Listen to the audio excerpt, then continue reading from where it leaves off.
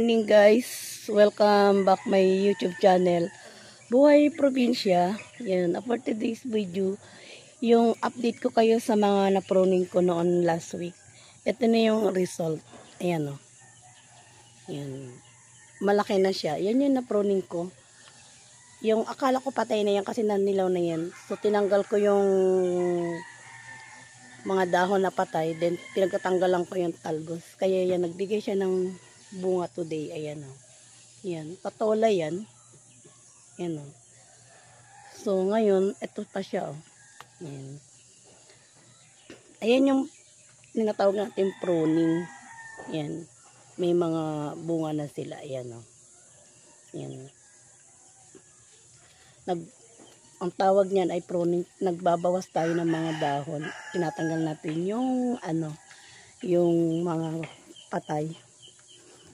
Yan, update ko lang kayo sa patola ko kagulay or kabukid. Ayan. Yan, may bunga na siya. Yan yung ginagapangan niya. Yan. Ginawa ko rin yan. Yan. Yan o. May bunga na siya. Kaya maganda talaga yung result. Yan. Hindi ako expert pero yan po yung experience ko sa pagpo-pruning. Kailangan natin silang i-pruning para maganda yung bigay ng result ng ating pananim. Kasi yung mga patay na dahon at talbos, tanggalin natin sila para yun po yung kaagaw nila sa pagkain. Yan. So dito naman tayo sa aking sitaw na pruning ko. Yan. Dito tayo sa taas. Yan. So ngayon, yan, medyo akyat tayo. Yan. Ito yung sitaw. Yan. Prinuning ko na rin yan. Yan. Ayun yung mga bago kong tanim. Yan. So ito naman yung okra. Okra yan, mga kagulay. Yan. Tapos, ito naman yung pipino. Yan. Yan. Kalods. Kagulay. Mga pipino yan. Yan. So, ito yung papaya ko. May bunga na. Hindi ko to na tanggalan ng talbos kaya sobrang taas siya. Ayan o. Ang taas ng bunga niya. Ayun pa o. Ayan. Sobrang taas mga kagulay. Kaya pag manguha tayo ng mga bunga, sobrang taas. Hindi natin siya. Kailangan pa natin gamitan ng panungkit. Ayan. So ngayon ito yung pinupruning natin para pag namunga sila, hindi sila sobrang taas. Yan, hindi ako expert pero ito yung experience ko. Yan. Ito yung na-pruning ko. Pag sinabi natin siyang pruning, tatanggalan natin siya ng talbos. Yan. Yan yung result para pag namunga siya kagulay, hindi siya mataas. Yan. 2 puno yung na-pruning ko. Ayan. Papaya yan. Ayan. So, ito naman yung mga tanim ko na tanlad. Ayan siya. Ayan. Mga bago kong tanim yan. Yan, ako ngayon, nag-upload ako kasi walang ingay. Tahimik. Yan, maganda at walang init ngayon kasi mamaya sobrang init na dito sa Antipolo sa amin. Yan, maabot ng 46 kami kahapon kaya sobrang init. Yan. So ito naman yung aking patola. Tinanggalan ko na rin ng talbos yan. Kailangan pag nag-pruning tayo, 4 pataas yung dahon niya. Yan. Ngayon, meron na rin silang gagapangan. Naka-ready na yan. Yan. Ito siya, oh. Ito yung isa. Yan. May mga naka-ready ng gagapangan yan. Yan. Ako lang ang gumawa niyan. Yan. So, ngayon, ito naman yung mustasa. Yan. Malapit ko na yung ma-harvest. Mga ilang weeks na lang yan, mga kagulay. Ka-loads. Ayan, oh. Diba? Sabi nga nila pag may tinanim, may aanihin.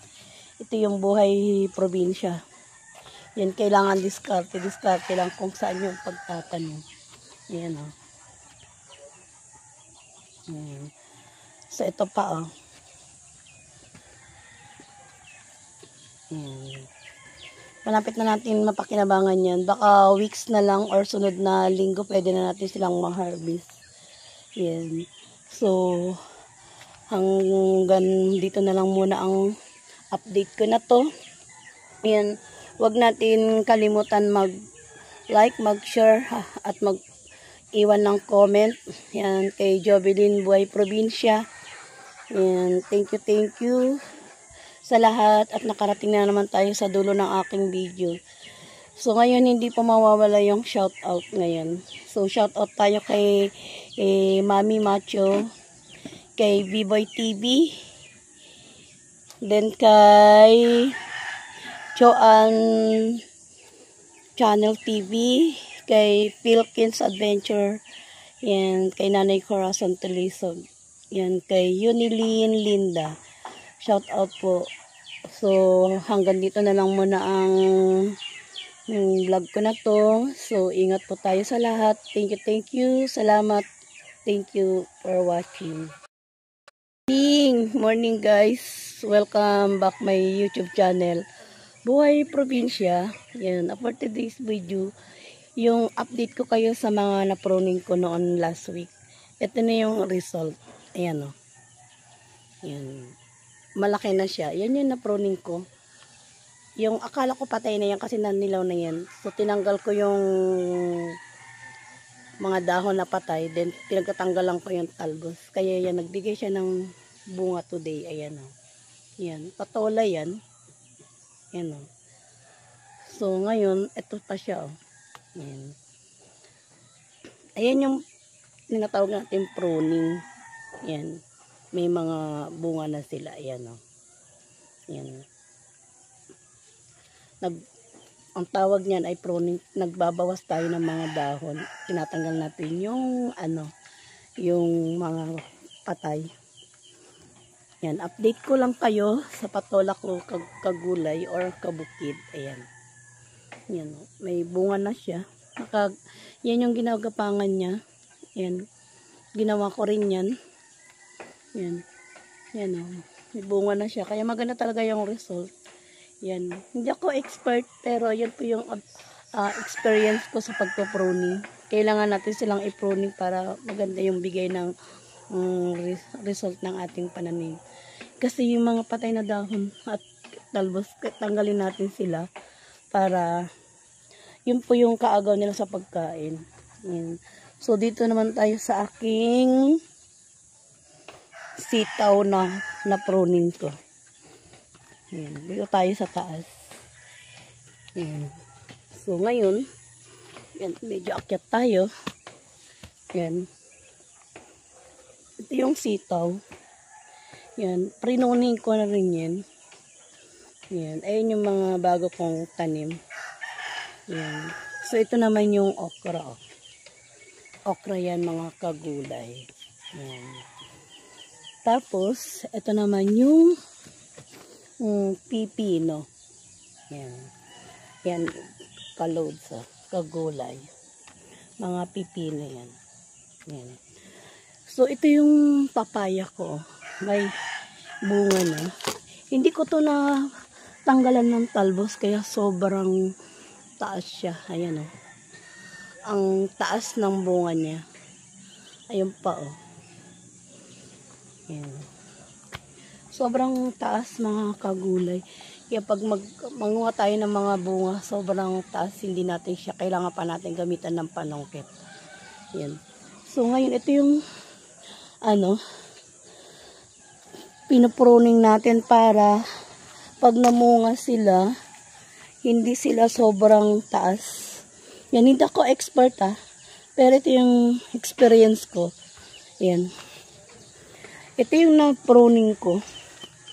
Pag sinabi natin siyang pruning, tatanggalan natin siya ng talbos. Yan. Yan yung result. Para pag namunga siya kagulay, hindi siya mataas. Yan. 2 puno yung na-pruning ko. Ayan. Papaya yan. Yan. So, ito naman yung mga tanim ko na tanlad. Yan siya. Yan. Mga bago kong tanim yan. Yan, ako ngayon, nag-upload ako kasi walang ingay. Tahimik. Yan, maganda. At walang init ngayon kasi mamaya sobrang init na dito sa Antipolo sa amin. Yan, maabot ng 46 kami kahapon kaya sobrang init. Yan. So, ito naman yung aking ayan, patola. Tinanggalan ko na rin ng talbos yan. Kailangan pag nag-pruning tayo, 4 pataas yung dahon niya. Yan. Ngayon, meron na rin silang gagapangan. Naka-ready na yan. Yan. Ito siya, oh. Ito yung isa. Yan. May mga naka-ready ng gagapangan yan. Yan. Ako lang ang gumawa niyan. Yan. So, ngayon, ito naman yung mustasa. Yan, malapit ko na yung ma-harvest. Mga ilang weeks na lang yan, mga kagulay, ka-loads. Ayan, o. Oh. Diba? Sabi nga nila, pag may tinanim, may aanihin. Ito yung buhay probinsya. Yan, kailangan diskarte lang kung saan yung pagtatanim. Ayan, o. Oh. Ayan. So, ito pa, o. Oh. Ayan. Malapit na natin mapakinabangan yan. Baka weeks na lang or sunod na linggo pwede na natin silang ma-harvest. Yan. So, hanggang dito na lang muna ang update ko na to. Yan. Huwag natin kalimutan mag-like, mag-share, at mag-iwan ng comment. Yan. Kay Jovelyn Buhay Probinsya. Yan. Thank you sa lahat at nakarating na naman tayo sa dulo ng aking video. So ngayon hindi po mawawala yung shoutout ngayon. So shoutout tayo kay Mami Macho, kay B-Boy TV, then kay Joan Channel TV, kay Philkins Adventure, yan, kay Nanay Corazon Tulisog, yan, kay Unilyn Linda. Shout out po. So, hanggang dito na lang muna ang vlog ko na to. So, ingat po tayo sa lahat. Thank you. Salamat. Thank you for watching.